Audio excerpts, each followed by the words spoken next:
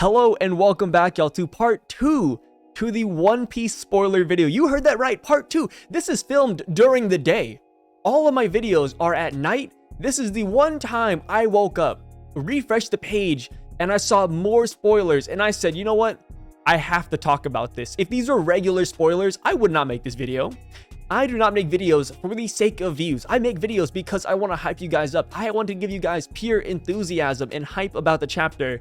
And this is one of those rare moments where I thought a part 2 was needed. And before we get into it, I just have to say, you guys are ridiculous. Last video, literally the last video, I said thank you for 5,000 subs.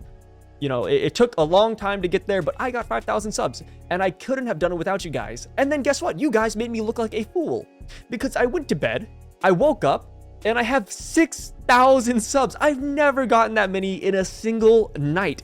I rested for less hours than hundreds of subs I got. That is crazy. You guys are insane. Thank you oh so much for everything you've done to me. I can't even think about how to repay you guys other than to make these videos. All right, and with that being said, let's get right into this video. So since this is a part 2, I'm only going to go in depth about the points that were not in the last video. I'm still going to mention them in this video, but I don't want to just make this video longer than it has to be. So first up, we have cover. Oven arrives at Whole Cake Island. We mentioned that before. Yonji and Niji probably are not in the book. Who cares? Narrator says Kaido wins. Beforehand, it said that Kaido is the victor, but now it is confirmed that the narration box itself says that Kaido has defeated Luffy. All right, so moving on now, we have the CP0 agent gets trampled. The CP0 agent has a farewell scene, but you cannot tell if he is dead, although the scene implies that he is. I cannot believe that Oda probably drew something so violent that not even the spoilers themselves can tell if the man is alive or dead. Personally, if we don't get his face, if we don't get his name, if we don't get even a shred of backstory, I do not believe he's dead. But that's just my opinion. It also is interesting that it says he gets trampled, because that implies that Kaido steps on him at some point. So maybe Kaido hits him with the Kanabo, and then he's like, all right, time to go downstairs, and he just starts stepping on this guy's dead body. Next up, we have Kawamatsu ask the samurai to escape. There is no honor if you burn to death, which I really like. It kind of reiterates the point that Usopp said to Kinemon and Okiku, where he was like, hey, like, why are you guys dying? Do not give up. I'm a coward. I want to live, but there's nothing shameful about that. There's nothing shameful about living. And it kind of goes back to what Kaido said in the previous chapter, where he said, hey, these samurai, they just die these honorable deaths, but there's nothing honorable about it. It's like the main theme of the whole arc, really, which is kind of interesting. Next up, Kaido arrives inside the castle and declares that Luffy is dead. He also says that Momo has to give up. Honestly, man, if I were not on Luffy's side, if I did not have divine faith that Luffy would get up, I would surrender. If I was Momo, I'd be like, yo, Kaido, you know what, man? You took down Luffy. Everybody else is KO'd. All right, dude, maybe this is your country. But we know that's not the case. We know what's going to happen. And then next up, it says Kid and Law feel that Luffy has lost and go to fight, which I cannot believe. Last we saw them, they were on the floor, barely even celebrating their victory against Big Mom. I cannot believe they stand up and go off to actually fend off Kaido. And the thing is that I don't know how long they'll last, right? Because even they mentioned it themselves. They said, hey, if Kaido wins, if Kaido comes down those stairs, we're finished. Like, there's no point in even trying. So the fact that they're getting up and they're even gonna attempt to stop Kaido is pretty impressive. And I know I made this joke last video, but man, Law better not bring out another final awakening attack again. He's already done this 3 times to Big Mom. He cannot do it against Kaido too. And if he does, I hope it does nothing to the man. I hope Kaido tanks it and doesn't even flinch, because Law is going way past his abilities and he should not be able to even stand anymore, man. Next up, Nami calls Kaido a snake and a liar. I wouldn't even be surprised if Nami was crying a little bit, because she just cannot believe that Luffy has lost. And I love that. I love that his crew believes in him so much that even when they hear that he is lost, they do not believe it. Next up, Kaido attacks Nami. Why would you attack Nami, bro? She can do nothing to you. Kaido attacks Nami, but Marco defends her. And I called it, bro. I called it.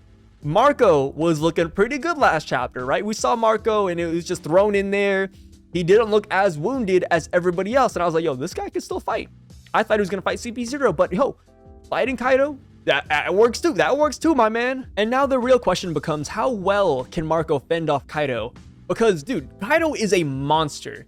And after this point, we hear no more mentions of Marco. No more, oh, Marco lands a good attack. You know, Marco fights off Kaido. It's just, oh yeah, Marco defended Nami, and that's it. Next up, it says Kaido will fight until Momo gives up. Nekomamushi and Carrot also go to fight. And dude, Kaido is a monster.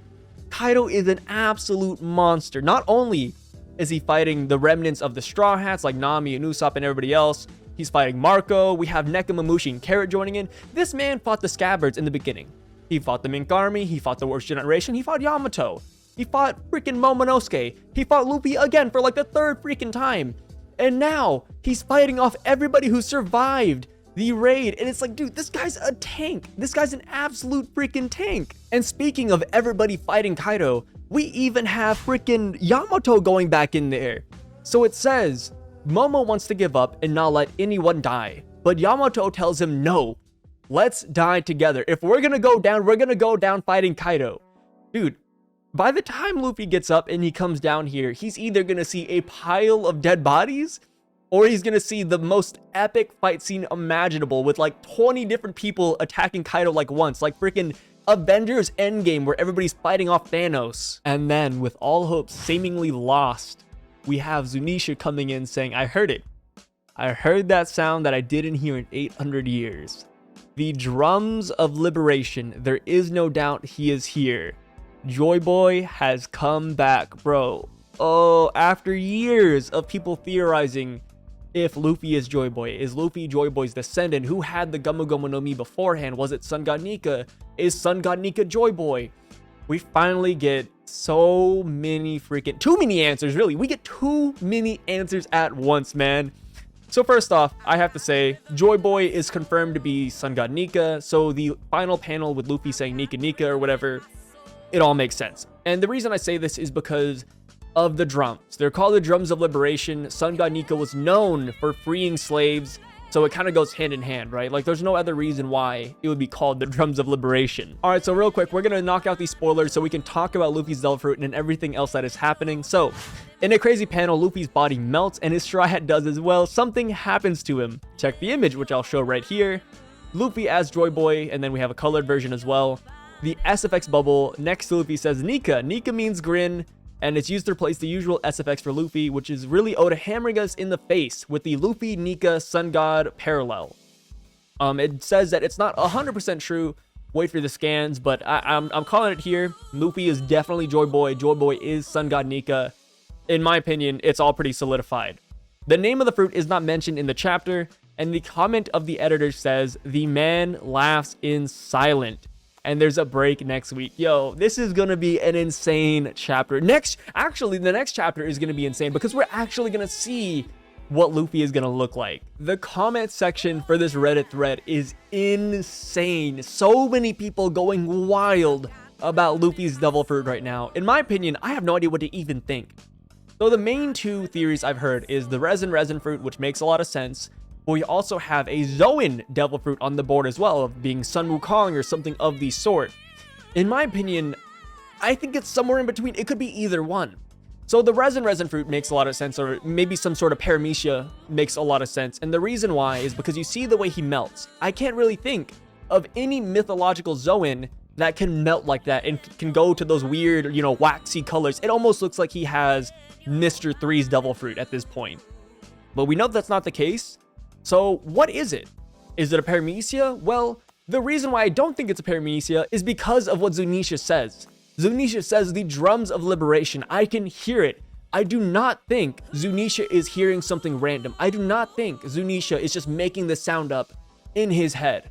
I really do think there is a drum connected to Luffy's Devil Fruit. So that's why I'm kind of leaning towards a mythological Zoan, because maybe there's some ancient deity that's playing a drum over and over, and those are the drums of liberation that Zunisha is hearing.